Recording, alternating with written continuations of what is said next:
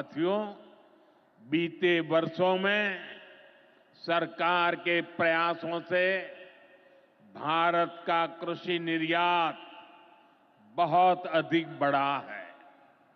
इससे किसानों को उनकी उपज की ज्यादा कीमत मिलने लगी है। कई कृषि उत्पाद ऐसे हैं जिनका पहली बार निर्यात शुरू हुआ है, एक्सपोर्ट हो रहा है। अब बारी बिहार के मखाना की है। मखाना आज देश के शहरों में सुबह के नाश्ते का प्रमुख अंग हो चुका है। मैं भी 365 दिन में से 300 दिन तो ऐसे होंगे कि मैं मखाना जरूर खाता हूं। ये एक सुपर फूड है जिसे अब दुनिया के बाजारों तक पहुंचाना है। इसलिए इस वर्ष के बजट में मखाना किसानों के लिए मखाना बोर्ड बनाने का ऐलान किया गया है। ये मखाना बोर्ड मखाना उत्पादन, प्रोसेसिंग, वैल्यू एडिशन और मार्केटिंग ऐसे हर पहलू में बिहार के मेरे किसानों की मदद करेगा। साथियों, बजट में बिहार के किसानों और नौजवानों के लिए एक और बड़ी घोषणा भी की गई है। पूर्वी भारत में फूड प्रोसेसिंग इंडस्ट्री को बढ़ावा देने के लिए बिहार एक बड़े केंद्र के रूप में उभरने वाला है। बिहार में national institute of food technology and entrepreneurship की स्थापना की जाएगी। यहां बिहार में कृषि के क्षेत्र में 3 नए सेंटर ऑफ एक्सेलेंस की भी स्थापित किए जाएंगे। इनमें से एक हमारे भागलपुर में ही स्थापित होगा। यह सेंटर आम की जर्दालू किस्म पर फोकस करेगा। 2 और केंद्र मुंगेर और बक्सर में बनाए जाएंगे, जो टमाटर, प्याज और आलू किसानों को मदद देंगे। यानी किसान हित के निर्णय लेने में हम कोई कसर बाकी नहीं छोड़ रहे। साथियों, आज भारत कपड़े का भी बहुत बड़ा निर्यातक बन रहा है। देश में कपड़ा उद्योग को बल देने के लिए अनेक कदम उठाए जा रहे हैं। भागलपुर में तो कहा जाता है कि यहां पेड़ भी सोना उगलते हैं। भागलपुरी सिल्क, टसर सिल्क पूरे हिंदुस्तान में मशहूर है। दुनिया के दूसरे देशों में भी टसर सिल्क की डिमांड लगातार बढ़ रही है। केंद्र सरकार रेशम उद्योग को बढ़ावा देने के लिए फैब्रिक और yarn dyeing unit, fabric printing unit, fabric processing unit ऐसे इंफ्रास्ट्रक्चर निर्माण पर बहुत जोर दे रही है। इससे भागलपुर के बुनकर साथियों को आधुनिक सुविधाएं मिलेगी और उनके उत्पाद दुनिया के कोने कोने में पहुंच पाएंगे। साथियों, आज का दिन एक और वजह से बहुत खास है। हमारी सरकार ने देश में 10,000 एफपीओ किसान उत्पादक संघ बनाने का बड़ा लक्ष्य रखा था। आज मुझे ये बताते हुए खुशी है कि देश ने इस लक्ष्य को प्राप्त कर लिया है। आज बिहार की भूमि 10,000वें एफपीओ के निर्माण की साक्षी बन रही है। मक्का, केला और धान पर काम करने वाला ये एफपीओ खगड़िया जिला में रजिस्टर हुआ है। एफपीओ सिर्फ एक संगठन नहीं होता, एक किसानों की आय बढ़ाने वाली अभूतपूर्व शक्ति है। एफपीओ की ये शक्ति छोटे छोटे किसानों को बाजार के बड़े लाभ सीधे उपलब्ध कराती है।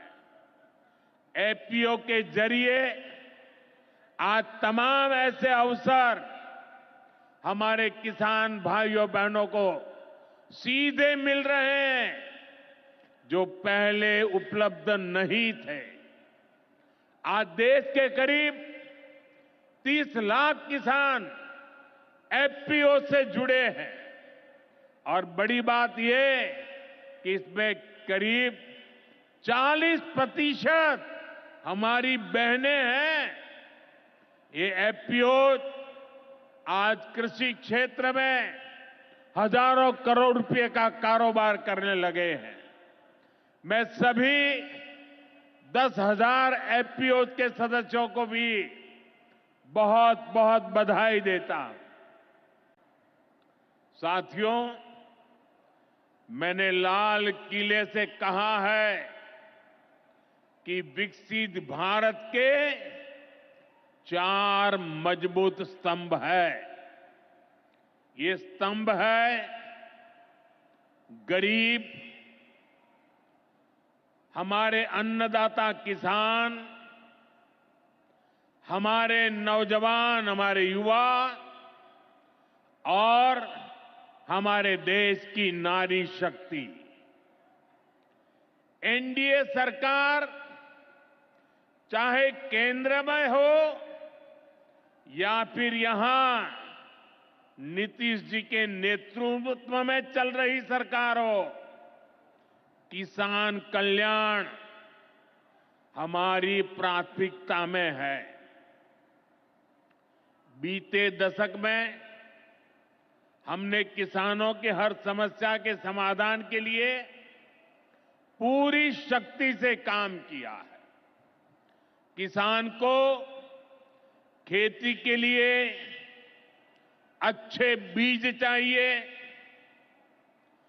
पर्याप्त और सस्ती खाद चाहिए, किसानों को सिंचाई की सुविधा चाहिए, पशुओं का बीमारी से बचाव चाहिए और आपदा के समय नुकसान से सुरक्षा चाहिए। पहले इन सभी पहलुओं को लेकर किसान संकट से घिरा रहता था। जो लोग पशुओं का चारा खा सकते हैं वो इन स्थितियों को कभी भी नहीं बदल सकते। एनडीए सरकार ने इस स्थिति को बदला है। बीते वर्षों में हमने सैकड़ों आधुनिक किस्म के बीज किसानों को दिए। पहले यूरिया के लिए किसान लाठी खाता था और यूरिया की कालाबाजारी होती थी। आज देखिए, किसानों को पर्याप्त खाद मिलती है। हमने तो कोरोना के महासंकट में भी किसानों को खाद की कमी नहीं होने दी। आप कल्पना कर सकते हैं कि अगर एनडीए सरकार न होती, क्या होता? साथियों, अगर एनडीए सरकार न होती तो आज भी हमारे किसान भाई बहनों को खाद के लिए लाठियां खानी पड़ती। आज भी बरौनी खाद कारखाना बंद पड़ा होता। दुनिया के अनेक देशों में खाद की बोरी जो 3,000 रुपये की मिल रही है, वो आज हम किसानों को 300 रुपये से भी कम में देते हैं। एनडीए सरकार न होती तो यूरिया की एक बोरी भी आपको 3,000 रुपये की मिलती। हमारी सरकार किसानों के बारे में सोचती है, उनकी भलाई के लिए काम करती है। इसलिए यूरिया और डीएपी का जो पैसा किसानों को खर्च करना था, वो केंद्र सरकार खुद खर्च कर रही है। बीते 10 साल में करीब 12 लाख करोड़ रुपए जो खाद खरीदने के लिए आपके जेब से जाने थे, वो बच गए। वो केंद्र सरकार ने बजट में से दिए हैं। यानी इतना सारा पैसा, 12 लाख करोड़ रुपया देश के करोड़ों किसानों की जेब में बचा है। साथियों, एनडीए सरकार न होती तो आपको पीएम किसान सम्मान निधि ये भी नहीं मिलती। इस योजना को शुरू हुए अभी करीब 6 साल हुए हैं। अभी तक लगभग 3,70,000 करोड़ रुपए सीधे किसानों के खाते में पहुंच चुके हैं। बीच में कोई बिचौलिया नहीं, कोई कटकी कंपनी नहीं। 1 रुपया दिल्ली से निकले, 100 पैसा सीधा पहुंचता है। ये आप जैसे छोटे किसान हैं, जिनको पहले सरकार की योजनाओं का पूरा लाभ नहीं मिल पाता था। छोटे किसानों का हक भी बिचौलिए हड़प कर लेते थे। लेकिन ये मोदी है, ये नीतीश जी है, जो किसानों के हक का किसी को नहीं खाने देंगे। जब ये कांग्रेस वाले, जंगल राज वाले सरकार में थे, तो इन लोगों ने खेती का कुल जितना बजट रखा था, उससे कई गुना ज्यादा पैसा तो हम सीधे आप किसानों के बैंक खातों में भेज चुके हैं। ये काम कोई भ्रष्टाचारी नहीं कर सकता है। ये काम वही सरकार कर सकती है जो किसान कल्याण के लिए समर्पित है।